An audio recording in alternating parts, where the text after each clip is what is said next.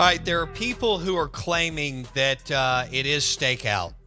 And I didn't get a chance to text Steven during the break because I went downstairs to my car and I went and got the Quinshawn Judkins socks that I ordered from Finch and Kelly in Oxford last week. My buddy Patrick Kelly owns that place, Oxford's newest custom clothing store, and a partner on the show. We've had 2 awesome remotes there. Hope to have another one we will have another one during football season. And we're going to give away a pair of, it says we run the SIP, and then one says Quinshawn Judkins. I didn't take it all apart. Anyway, we'll pick one for you. And you can tell, what do I want to ask on that? Let me think about that for a second. Jason, how do you win? Make it real simple on the text line or the Twitters. I mean, they're good-looking socks, you know. Put them on for game. Well, when it gets cold, because they're not like super thick socks, but they're not thin. Like when you throw on some footies or something, and you're going to, run or work out or walk around the block. That makes sense, right? Where I'm going with that, of course. But there's several different colors. We've got some navy blues, some powder blues, and then some white. The white ones look really cool too. I haven't really wrapped my head around exactly what they say, other than I think SIP. But I tweeted out a couple of pictures of them. I'll do the rest. But we want to give away a pair. If you think of a way, Jason, let me know. We'll figure something out in the next 5 minutes or maybe the next segment. But our Ag Up Equipment text line is 601-885-3776. Y'all don't really want to do a deep dive into this, I don't think. Wyndham Clark won the U.S. Open. Most of you don't know who that is. It was kind of boring, but I watched it all day because, it's the U.S. Open. And I wanted to see if Ricky Fowler would finally, get a dub, and he fell off, and he seems like a good dude. I saw all those pictures of him all weekend signing autographs late into the evening, throughout the tournament. And that tugged at my heartstrings. I like that. I know that the demands on those guys are serious. And so many times they do a lot more than the cynical sports fan thinks they do. But Ricky Fowler, I think, has become my favorite golfer. And so I started rooting for him, and he fell off quick. And then I thought, I think I want Rory to win, even though he kind of acted like a baby on the whole PGA Live thing. But I like him. I've always liked Rory. I got to see him play a little bit when I went to Augusta National a few years ago and went to the Masters. I've told everybody he hit a shot that, I was sitting there, and my buddy Steven asked me to go on this trip, and Rory hit a driver, Jason, and that's when I realized there's a difference. I've never heard that sound in my life. I'm sure I know I was, feeling it and all into it's not like Annandale and the Country Club of Jackson throughout the years haven't had unbelievable players come through. And so I know the ball striking is amazing regardless of PGA tournament. But I think we were on the 10th, but I could be wrong, of Augusta, and Rory hit, club hit ball. And I was like, wow, hello. But also we weren't but like 10 feet from him, 15 feet from him. So it was like this, pow. That's when you realize those guys are good. We've got buddies who think they're good. And then that's when you realize those guys are good. And some of those shots that they made out of all that junk yesterday was absolutely filthy. We are the Out of Bounds Show, ESPN 105.9 The Zone, brought to you by Farm Bureau Insurance for super competitive rates, excellent customer service. Go local, go with the home team, as Jake Mangum tells us. Farm Bureau Insurance, bundle your car and home and save. With your Farm Bureau Insurance agent, you can find them in the 82 counties around the state of Mississippi. They will help you car and home, bundle it, save, for excellent customer service, which is what you're looking for if something went wrong with your house or car lately. It's powered by favorites.com. F-A-B-E. Favorites.com. Good morning. Welcome in. Jason's with me. I'm your host, Bo Bounds. We got a good show lined up for you today. Mississippi State fans feel like maybe they'll get Justin Parker today. Maybe. It's from South Carolina. And he's the pitching coach. Was Lemonis able to seal the deal over the weekend? Is the question. Was Lemonis able to seal the deal over the weekend and also offer? I would have offered more than enough. There's no point in playing. Let me explain. Okay, you know how we talk about Kiffin and Arnett's defensive coordinators and offensive coordinators all the time, and Saban's and Smart's and Brian Kelly's and Jimbo, all these guys. These are very important positions. They run massive divisions within the football program, right? I mean, they run units, divisions. I've always, and we were the first, described them as if the coach is your CEO, which now it could be your NIL fund director or general. That's your general manager, your coach, CEO, okay, CEO, whatever. But your OC is your EVP. And EVPs, most of the time, there are some companies that just slap labels on all these positions. But your EVP, very important. He's running a massive, massive division and decides whether or not you're going to be successful, right? That's why we actually track offensive coordinators and defensive coordinators today, right? I mean, 20 years ago when I started doing sports talk radio, we weren't talking about that. Now, it's nonstop. 5 years in, after that, nonstop. Because then everybody decided they didn't like, Kroom and Ogeron's guys and whatever. Because they didn't believe in scoring. But my point is this. Pete Golding is a defensive coordinator at Ole Miss. Most people know that. 20 years ago, no. 30 years ago, no. Other than maybe like a Joe Lee Dunn, who was kind of a character. And I don't know. He was just able to get that name recognition. Granted, he had also been the interim head coach at Ole Miss before moving over to Mississippi State as DC and having success, Jason. So that there's something there. So the pitching coach at Mississippi State, for Mike Bianco and Chris Lemonis and Jay Johnson and Kevin O'Sullivan, which he made a mistake last night, and Tim Corbin and any number of guys, your number one guy on your staff by like a million miles is your pitching coach. That's what wins games, series, regionals, super regionals, College World Series. Pitching. Fielding doesn't matter, and then you want to rake at the plate. All right? So can Chris Lemonis close after the longest pitching coach search in the history of college baseball? The Ag Up Equipment text line, I want to hear from you.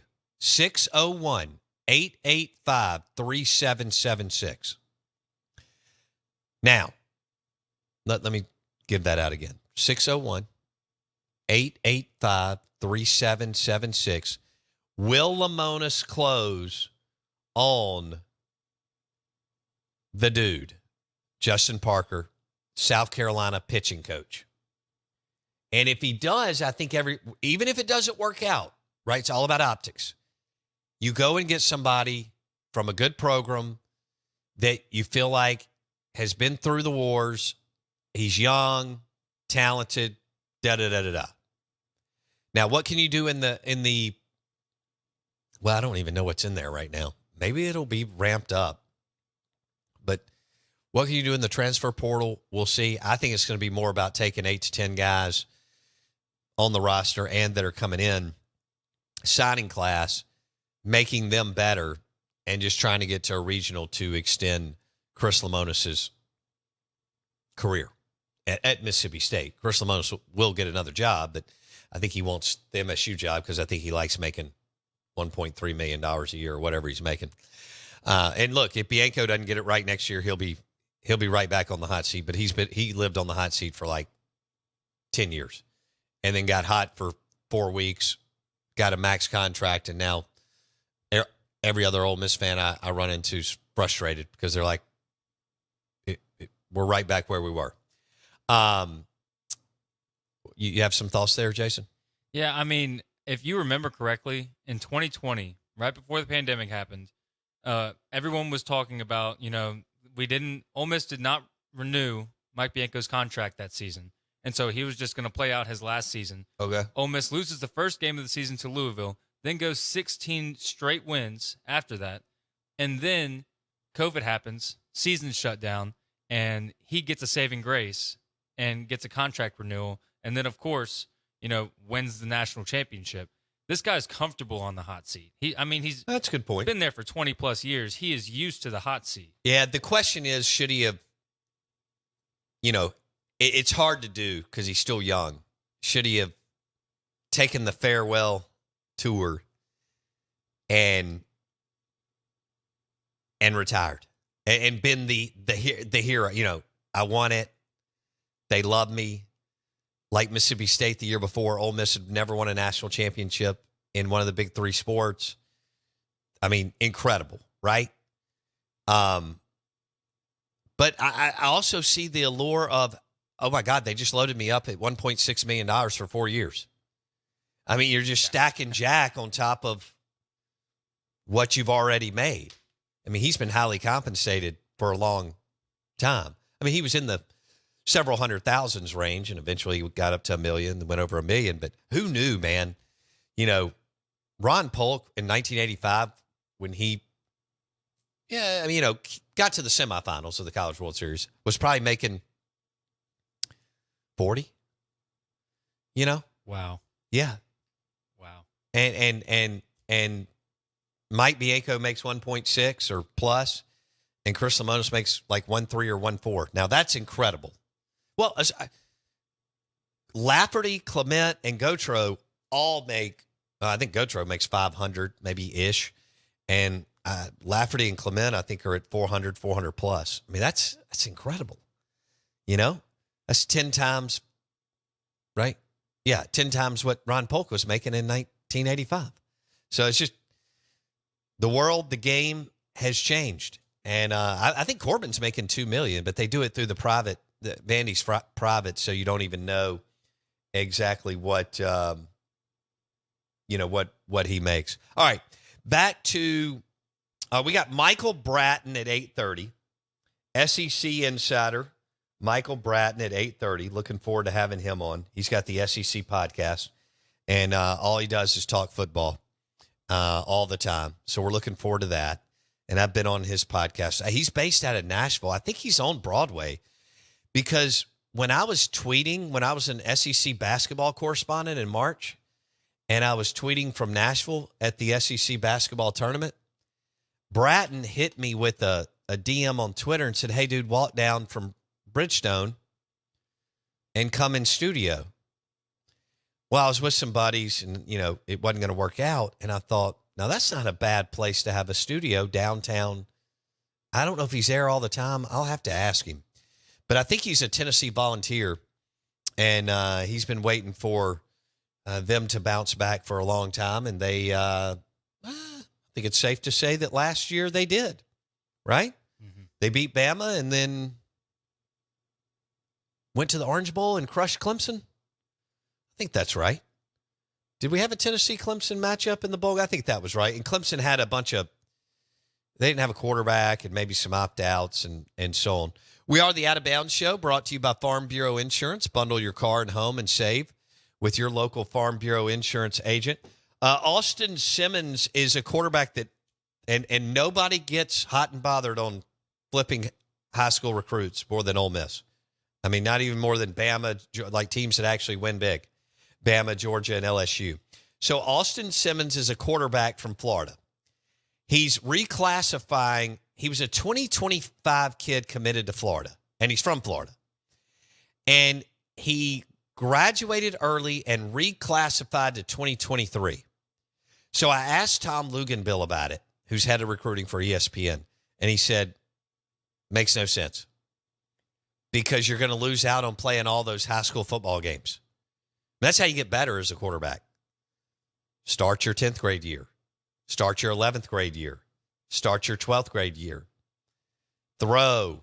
watch defenses, grow. So, Ole Miss fans are hot and bothered over this. Luganville said, yeah, he's talented, but he's extremely raw, which makes sense. Now, he was held back, so it looks like he's 17. Instead of, I think a lot of people maybe on the Twitters or whatever, the debate, I watched a little bit of it over the weekend. A kid that may play in 3 years, I can't get too far down that rabbit hole, but probably won't be at Ole Miss. Some people were saying he was 16. Looks like he's 17. So reclassifies from 2025 to 2023. I was just trying to get out my senior year, second semester, and pass geometry or chemistry. I don't know. It was one of them. I mean, by the skin, I basically stayed after class, and, I was never a teacher's pet. Y'all could probably figure that out.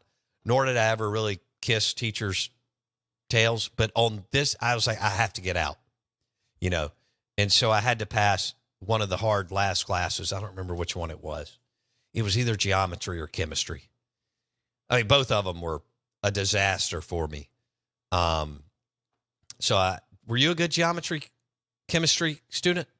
I was good at math, but science to me is a different language. Geometry's not math. It's nonsense. Yeah. Who uses geometry? Dumbest stuff I've ever heard in my life. I've got an iPhone here. Yeah. I built a business. I started a business at 27 years old. I couldn't do college algebra. I couldn't do geometry or chemistry, or there was one other one that we had to take. You're telling me you've never used the Pythagorean theorem as an adult? No. Do you think I'll use one this afternoon? I do have a meeting. Maybe so. Do you think that should be part of the pitch? I would have it. Yeah. Anybody who can send the quadratic formula for the Quinshawn Judkins socks. Anyone who knows the quadratic formula or the Pythagorean theorem, send it in on the text line. I feel like that is that's like you got to work for it. It's not just a gimme giveaway. The next time I re-up with my Tito's vodka guys, I'm going to tell me that theory again. So there's the quadratic formula. Quadratic formula. That sounds awesome. Yeah. I sounds like something that would be in like a Harry Potter movie. or it's a spell. Tron. Yeah. All right. What was the other one? And the Pythagorean theorem. That one's a little easier. The Pythagorean theorem is Pythagorean. I'll give a Pythagoras. Theorem. Yeah, Pythagoras was the Pythagoras. was the ancient. I believe he was Greek. He was like Aristotle. Yeah, exactly. I don't know. He so I'll give a little hint. It's about triangles. Looks like we got a correct. Have we got some engineering nerd on the Ag Up Equipment text line? We got a correct one in there. Yeah, we're making people go back to 10th grade here for this one, since in honor of Austin Simmons skipping his next 2 years of high school. I think this is a fair Monday morning quiz bowl time. Monday morning quiz bowl time? Yeah. That's pretty good. Okay. Yeah, no, I didn't learn one thing in geometry. I just got out by the skin of my teeth. There were other classes that were easy. But for me, geometry was brutal. Chemistry, we had a tough teacher. I think his name was Dr. Pendergrass. Nice guy, but he knew I wasn't a good student, so we just kind of had an understanding. Look, I got to get out of here one way or another, right? So let's figure this out. I ended up taking college algebra at Holmes, which was a godsend.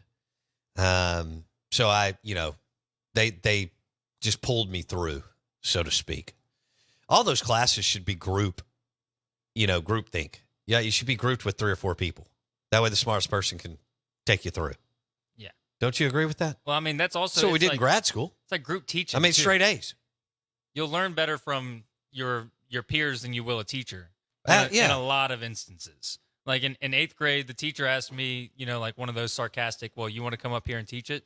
And so in my sleep. Yeah, and so I did. And I went up there and people understood it in 8th grade. So Oh, you really did it? Yeah, no, I actually did it. It was what class? Speech? I think 8th grade is pre-algebra. or something like that, or 8th grade was algebra. One of the two. Am I saying the correct lingo? Algebraic formulas? Yes, exactly. Woo! Yeah, so it was. Feel good about this. Yeah, I'm telling you, This is amazing. We are moving on a Monday. I'll tell you that. Yeah, no, this is great. I'm having a really good time. Michael Bratton will join us. He's got the SEC podcast out of Nashville or Knoxville, and we'll know more about that at some point. Let's see. Nashville. I had it right. He was on Broadway. I knew he'd hit me up while I was at the SEC basketball tournament in Nashville. How about Derek Jeter joining Fox and starting his deal with the London series?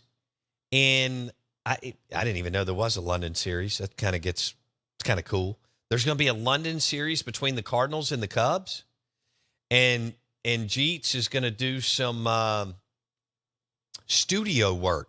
And he fell in love with it last year before Game 3 of the World Series. Derek Jeter, shortstop Hall of Famer from the New York Yankees, decided to join Fox because his appearance last year with A-Rod and David Ortiz, and it only lasted like 7 minutes, but he loved it, and now he's going to do it.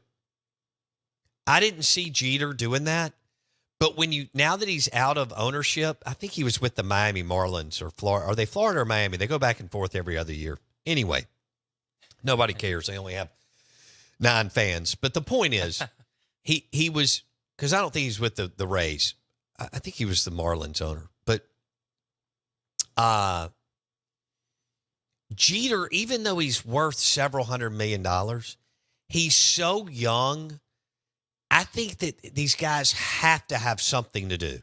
Or, if you have nothing to do but go to the gym, it sounds great, and everybody wants several $100 million. But to go to the gym and then just kind of go eat lunch with people who kiss your tail, and then that's about it, I think you're just like, dude, I've got to have, a purpose. And so Jeter's going to join Fox. Now, and I think that's interesting, and I could watch Jeter, and we'll see if he's good. A-Rod is good on TV. Did you see the Deion Sanders story? According to Sanders, his doctor told him he may have to have his foot amputated. Dude, that's awful. I may not be, buying into Deion's shtick and all that stuff, but evidently he could lose his foot. And I knew he had problems his whole life, but they really surfaced and were bad. He lost some toes while he was here with Jackson State, where he went 27-6 at Jackson State. But hopefully that won't be the case. I hope they can figure something out. The Out of Bounds show is driven by the Nissan Pathfinder at Cannon Nissan in Jackson. Let me say it again, the all-new Nissan Pathfinder at Cannon Nissan in Jackson. We got to give away these Quinshon Judkins socks, so we'll figure out something on the other side. We'll be back in a second.